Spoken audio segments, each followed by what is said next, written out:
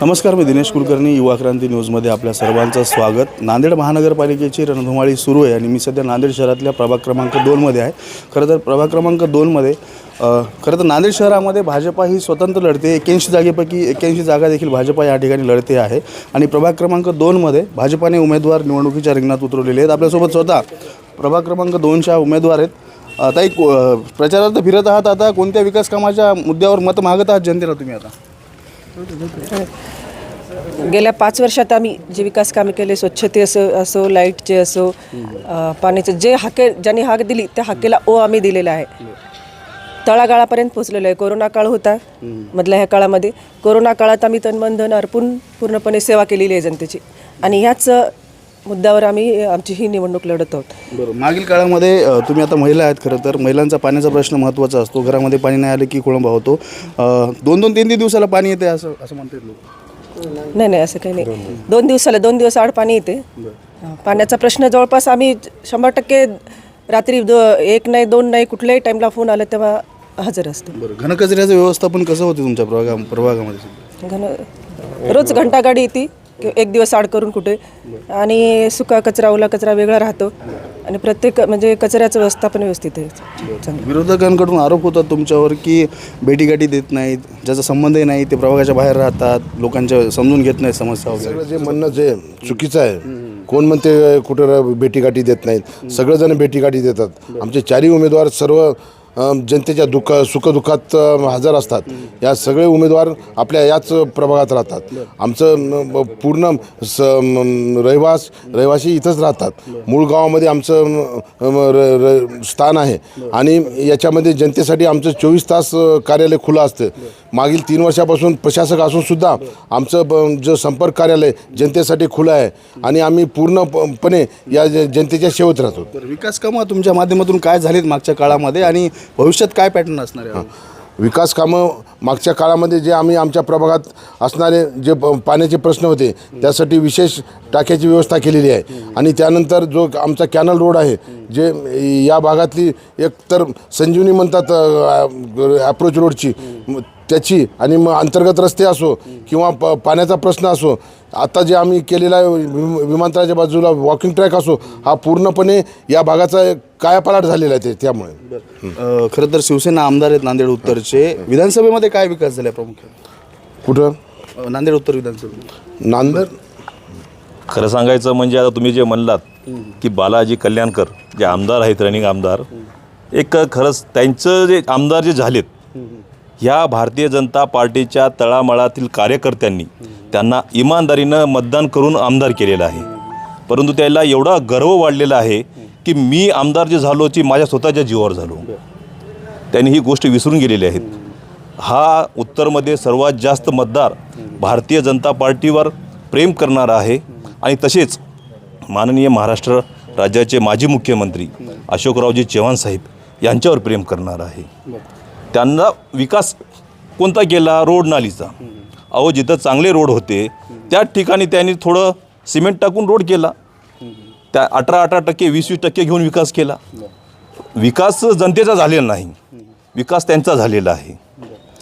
खरं तर तुमचा जो कॅनल रोड आहे तरोडा नाका भागात, त्या ठिकाणी उड्डाणपुलाची आवश्यकता आहे. मोठ्या प्रमाणात ट्रॅफिक संध्याकाळच्या वेळेस होते, बुधवारच्या बाजार असतात. संकल्प अहवालमध्ये आहे की नाही, माननीय अशोकराव चव्हाण साहेबांनी हे सर्व मुद्दे घेतलेले आहेत आणि जनतेला जे सोयीस्कर जे विकास करण्याची गरज आहे ते आदरणीय अशोकरावजी चव्हाण साहेब यांच्या माध्यमातूनच होणार आहे. आणि आम्ही जे 4 उमेदवार आहोत, 4 उमेदवारावर अतिशय खूप चांगलं वातावरण आहे. जनतेमध्ये उत्साह आहे की भारतीय जनता पार्टीचेच महापालिकेवर उद्या 16 तारखेला महापालिकेवर भारतीय जनता पार्टीचा झेंडा नांदेडवर लागला पाहिजे. मागील काळामध्ये बसेस चालू होत्या महानगरपालिकेच्या, बंद झाले. प्रवाशांचे, नांदेडकरांचे हाल होत आहेत. आता माननीय अशोकराव चव्हाण साहेबांनी जे इलेक्ट्रिकल बसेस, जे वातावरण आहे की नाही प्रदूषित होत आहे डिझेल गाड्यामुळे, पेट्रोल गाड्यामुळं, माननीय अशोकरावजी चव्हाण साहेबांनी यांनी देवेंद्र फडणवीस साहेबांकडे विनंती केलेली आहे की बाबा मला इलेक्ट्रिक बसेस पाहिजेत आहेत. ते आता ती मागणी पूर्ण झालेली आहे. लगेच बसेस चालू होतील. बरं, काल जी सभा झाली तुमच्या देवेंद्र फडणवीस साहेबांची, काय मार्गदर्शन केलं जनतेला नांदेड विकासाचं? असं आहे, देवेंद्र फडणवीस साहेब आमचे फक्त आहे की नाही महाराष्ट्राचा विकास बघतात. ते टीका टिप्पणी करत नाहीत कोणावर आणि आम्हाला पण त्यांचा आदर्श आहे आम्ही पण आहे की नाही कोणावर टीका टिप्पणी करत नाही. आम्हाला फक्त जनतेचा विकास करायचा आहे. देवेंद्र फडणवीस यांची ज्या स्टेडियमहून सभा झाली, मागं काँग्रेसमध्ये अशोक चव्हाण असताना त्यांनीच त्या ठिकाणाहून टीका केली होती की अशोक चव्हाण हे लीडर नाही डीलर आहेत. कसं बघता? आणि आता भाजपमध्ये आहेत अशोक चव्हाण. कसं असते बघा, या गोष्टी आहे की नाही राजकारणाच्या आहेत. एक भाग असतो टीका करण्याचा. परंतु मला सांगा, ह्या नांदेडचा विकास फक्त चव्हाण साहेबांनी केलेला आहे आणि आज त्यांना माहीत आहे चांगल्या प्रकारे की भारतीय जनता पार्टीवर सर्वात जास्त आता उत्सुकचा प्रेम वाढलेला आहे. त्यामुळे आज चव्हाण साहेब सोबत आहेत आणि केवळ आता शेवट नांदेडचा विकास करायचा असेल तर भारतीय जनता पार्टीशिवाय कोणी करू शकत नाही. तर 30 वर्षापासून निष्ठावून होते रवींद्रसिंग बुंगई, त्यांनी फोटो काढून टाकले तुमचे, जे मोठ्यात आपल्याला जाताना दिसत होता अशोक चव्हाण. आता हे बघा, महापालिकेचं निवडणूक आहे, 81 जागा आहेत. त्याच्यामध्ये 521 उमेदवार होते इच्छुक. आता सर्वांना तर न्याय देणं शक्य नाही. ज्याला ज्याला जनतेचा कौल भेटला, जनतेमधून ज्याचं ज्याचं नाव आलं त्याला उमेदवारी भेटलेली आहे. आता जे नाराज आहेत ते तसं करणारच ठरलं. आता तुमची जर समजा जनतेमध्ये तुमचं नाव असेल, त्यांनी साहेबांनी तुम्हाला हे स्वीकारलंच ना, जनतेला स्वीकारलेलं आहे, जनतेचा कौल स्वीकारलेला आहे. ज्यांची नाराजी आहे त्यांना थोडं बाजूला ठेवून त्यांचं समाधान करण्याचा प्रयत्न केला, पण समाधान झालेलं नाही. आणि आजपर्यंत त्या कार्यकर्त्याला काय दिलं नाही साहेबांनी भरपूर प्रेम दिलेलं आहे, भरपूर मनस्थ दिलेलं आहे. त्यांना जे मागेल ते साहेबांनी दिलेलं आहे. परंतु आज त्यांचं मन भरलं नाही, मन समाधान झालं नाही. स्वतःच्या स्वार्थासाठी जर समजा अशा जर गोष्टी करत असतील ती, तर जनता त्यांना स्वीकारणार नाही. काँग्रेस आणि वंचितची युती आहे, 61-20चा फॉर्म्युला आहे, महापौर होईल म्हणतात रवींद्र चव्हाण. मताचं काही नाही. हे बघा, विचारधारा दोघांची वेगवेगळी आहे. फक्त मताचं विभाजन करण्यासाठी हे फंड आहे फक्त. आपल्यासोबत अजून स्वामी ज्या आहेत त्या माजी महापौर आहेत, त्यांना पण उमेदवारी आणि त्यांच्या पतीला पण उमेदवारी, आणि स्वतः म्हणतात त्या की बिनबुडाचे आरोप आहेत घराणे. हो ना, सक्षम आहेत ना त्यांनी. सक्षम आहेत त्यांनी, म्हणून त्यांना उमेदवारी दिलेली आहे. सर्वेत नाव आलेलं आहे, त्यांचं काम आहे म्हणून उमेदवारी दिलेली आहे. हा, कसं बघता? निकष एकच आहे, निवडून येणे. निवडून येण्यास ते योग्य असल्यामुळे त्यांना ती उमेदवारी देण्यात आलेली आहे. काय वाटते, भाजपचा महापौर बसेल या ठिकाणी? 100% बसेल. साहेबाच्या नेतृत्वावर नांदेडकर खुश आहेत आणि साहेबानं जो निर्णय घेतलेला आहे भाजपासोबत जाण्याचा, त्यांच्या निर्णयावर नांदेडकर सर्व त्यांच्यासोबत आहेत. आणि 100% भाजपाचाच महापौर नांदेडमध्ये राहील.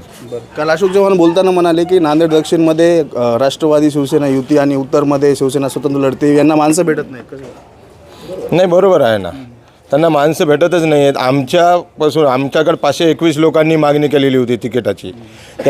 आम्ही त्याच्यापैकी 81 लोकांना न्याय देऊ शकलो.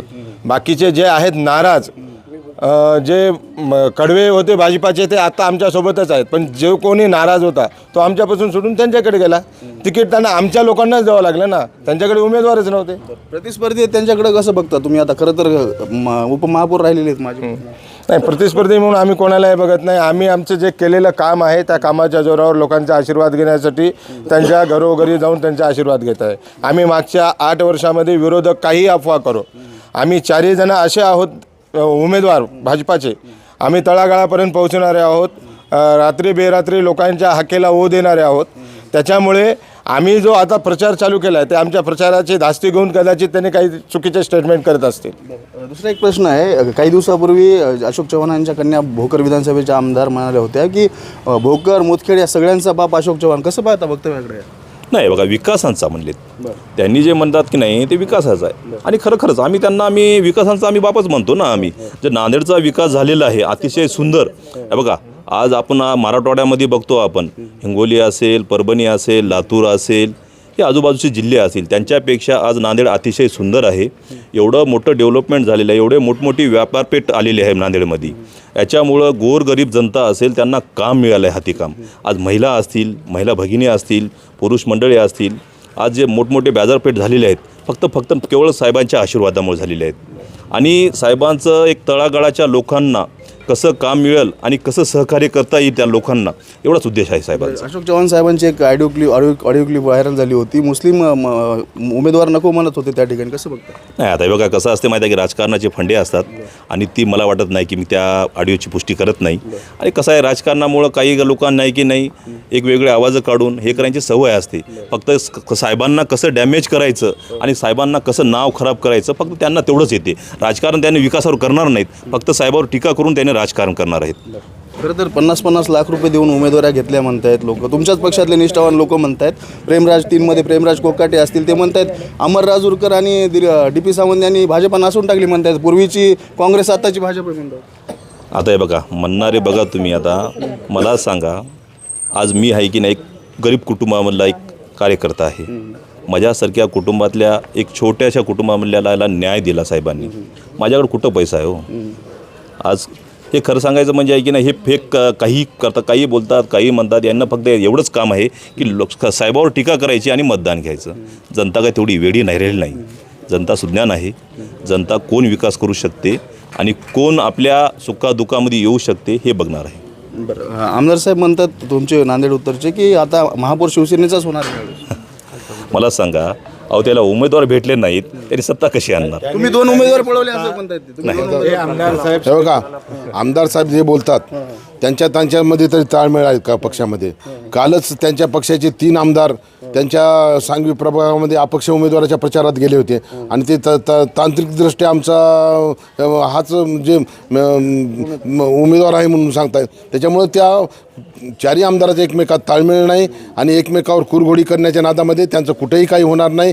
आणि जे काही म्हणतात आमचा महापौर हा फक्त भाजपचाच बसणार आहे आणि तोही बहुमताने अशोकराव चव्हाण साहेबांच्या नेतृत्वाखाली भाजपचा महापौर बसणार आहे. नांदेड उत्तरमध्ये शिवसेनेमध्ये फूट पाहायला मिळते. मिनल पाटील यांच्या प्रचारात हेमंत पाटील, कोळीकर आमदार साहेब आणि अजून आमदार साहेब त्यांच्या तिकडे सभा घेत आहेत. हो ना, मग तेच बोलतो ना, त्यांच्यात ताळमेळ नाही, त्यांच्यात फूट आहे, एकमेकावर कुरघोडी करण्याचा प्रयत्न करत आहे. पण आम्ही फक्त विकासावर मतं मागत आहोत. मागे आम्ही मुळेताई असो किंवा आम्ही असो, आम्ही ग्रामपंचायतपासून या भागामध्ये कार्य केलेलं आहे. ग्रामपंचायत असताना सुद्धा आम्ही या भागात भरपूर अशोकराव चव्हाण साहेबांच्या नेतृत्वाखाली, अशोकराव चव्हाण साहेब तर खरं तर 10 वर्षी या भागाचे आमदार आणि मुख्यमंत्री होते. त्यांनीच हा भागाचा विकास मास्टर प्लॅन करून विकास केलेला आहे. तुम्ही हा कॅनल रोड जर बघता, वॉकिंग ट्रॅक बघता, हे तर तरोड्याचं वैभव आहे. या अंतर्गत रस्ते असो किंवा पाण्याचे पाईप टाक्या असो, तुम्ही म्हणजे नवीन भागामध्ये किती पाण्याचे टाके झालं तर याचं हे घोतक आहे. आणि जो वॉकिंग ट्रॅक आहे, सकाळी जो नांदेडला 2.5 किलोमीटरचा वॉकिंग ट्रॅक आहे, असं मला नाही वाटत की मराठवाड्यामध्ये कुठे असेल. हे एवढा सुंदर वॉकिंग ट्रॅक इथं सकाळी सर्व जनतेला फिरण्यासाठी झालेला आहे. त्यामुळे बिनबुडाचे आरोप करणारे करत राहतात. त्यामुळे कुठल्याही जनतेने भूलतापांना बळी न पडता आम्ही सर्व 4ही उमेदवार जनतेच्या सेवेत अहोरात्र असतो. आमचं आता गेल्या 3 वर्षापासून करोना काळात तर आम्ही एवढं जनतेच्या सेवेत होतो.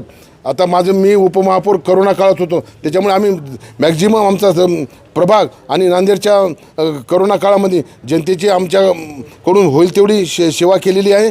आणि येणाऱ्या काळामध्ये सर्व जनता आमच्या कामावर आणि आमच्या नेत्यावर आणि आम्ही केलेल्या कार्यावर आम्हाला पावती देईल विकासाची. बरं ताई, लाडक्या बहिणीचा फायदा होईल का तुम्हाला यावेळी?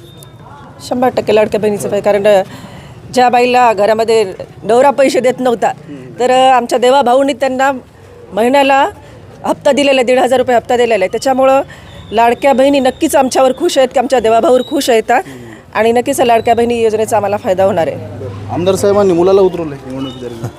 आमदार साहेबांनी मुलालाच उतरले, भावालाही मागणी केली, ती पत्नीला मागणी चालू आहे. जिल्हा परिषद त्यांनी पत्नी पण लढवणार आहेत. त्यांना फक्त त्यांना परिवाराचं हे हित पडलेलं आहे, बाकीच जनतेचं नाही. त्यांची घराणेशाही दिसत नाही. त्यांची घराणेशाही आहे भरपूर. ते म्हणतात आमचं काम बोलते, आमचं तरोडा भागात काम आहे. तुम्हाला माहीत नाही का दिनेशराव म्हणतात मला? कुठं काम आहे, कुठं काम बोलते, कुठं काम दिसते त्याचं काम? त्यांचं काम जे बोलतात तुम्ही म्हणताय ना, पायाभूत सुविधा तरोड्याच्या जे काही आहेत तरोड्यामधल्या फक्त आणि फक्त अशोकराव चव्हाण साहेबांनी मुख्यमंत्री असताना केलेले आहेत. त्यांच्या माध्यमातून DP सावंत साहेबांनी केलेले आहेत. आज तुम्हाला रेडीमेड पूर्ण पायाभूत सुविधा आहेत, त्याच्यावर त्यांनी रस्त्यावर रस्ते करत आहेत. त्यांनी इतर कार्यक्रम काहीही केलेले नाही. साहेबाच्या वेळेस जे काही कामं मंजुरी होते त्याचे नारळ फोडण्याचे कामं केलेले आहेत. त्याच्या पलीकडे काहीही केलेलं नाही त्यांनी. बरं, प्रतापराव पाटील राष्ट्रवादीचे जे आमदार आहेत आणि अशोक चव्हाण हे दोघं एकच आहेत म्हणतायत खासदार रवींद्र चव्हाण. त्यांच्याविषयी आपण काय बोलणार? वरच्या लेवलवर बोलणे आहेत, पण आपण मोठे नाहीत. त्यांच्यावर आमचे नेते स्टेटमेंट देतील, आम्ही बोलू शकत नाही. त्याच्या किती जागेवर विजय होईल नांदेडमध्ये? नांदेडमध्ये आम्हाला बहुमत मिळेल, स्पष्ट बहुमत भाजपला मिळेल आणि भाजपचाच महापौर होईल इथं. नक्कीच आपण पाहू शकतो की प्रभाग क्रमांक नांदेड शहरातल्या प्रभाग क्रमांक 2मध्ये आपण आहोत आणि भाजपचे जे 2 मधले उमेदवार आहेत ते प्रचारासाठी निघालेले आहेत. प्रतिसाद कसा आहे तुम्हाला जनतेचा? प्रतिसाद उत्तम आहे. एकदम आम्ही डोर टू डोर व्हिजिट देऊन डोर टू डोर जनतेची आशीर्वाद घेत आहोत. जनतेचा उत्स्फूर्त प्रतिसाद आहे आणि जनता आम्ही मागील काळात केलेल्या कामाबद्दल अत्यंत खुश आहे आणि येणाऱ्या काळातही असेच काम करावे अशी जनतेने अपेक्षा व्यक्त केलेली आहे. आणि आम्ही चारही उमेदवार याच्यात सार्थ ठरूत आणि आमचे नेते अशोकरावजी चव्हाण साहेब आम्हाला पूर्ण पाठिंबा देऊन या भागातून जनता आम्हाला पूर्ण बहुमताने निवडून देईल आणि येणाऱ्या काळामध्ये जनतेची अपेक्षा आम्ही पूर्ण करेल आणि जनतेसाठी आम्ही जनतेसोबत आहोत. जनता आमची, आम्ही जनतेचे, असं आमचं ध्येय आहे. आणि येणाऱ्या काळामध्ये भाजपचा बहुमताने महापौर नांदेड महापालिकेवर बसेल. भारतीय जनता पार्टीचा बाळासाहेब देशमुखांची उमेदवारी कापली, सचिन देशमुखांना उमेदवारी दिली. आता त्याच्या वैयक्तिक राजकारण आहे त्याबद्दल आपण काही बोलू शकत नाही.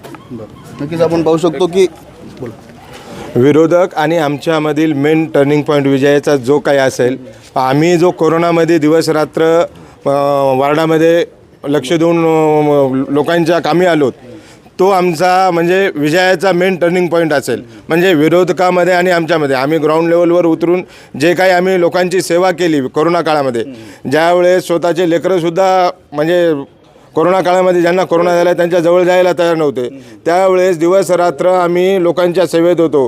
कोणी बेडसुद्धा अवेलेबल होत नव्हतं, त्यावेळेस आम्ही बेड अवेलेबल करून दिलेले आहेत त्यांना.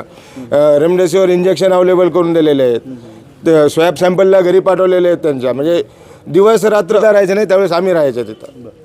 त्यांनी आता जे मुळे सरांनी बोललेलं आहे त्या प्रमाणात खरंच करोना काळामध्ये काम करताना स्वतः मला 2 वेळेस करोना झालेला आहे. त्यामुळे आम्ही जनतेच्या सुखदुःखामध्ये पूर्णपणे आम्ही सहभागी असतो आणि जनतेसाठी आमचा कार्यकाळ संपूर्णही 3 वर्षे झालेत, तरी जनतेसाठी आमचा संपर्क कार्यालय नेहमीच उघडं असतो. जनतेच्या संपर्कात राहतो. आम्ही जनतेनं जे काही अडीअडचणी सांगतील त्यांच्या अडीअडचणी तत्काळ प्रशासनाच्या मार्फत सोडवण्याचा आम्ही प्रयत्न करतो.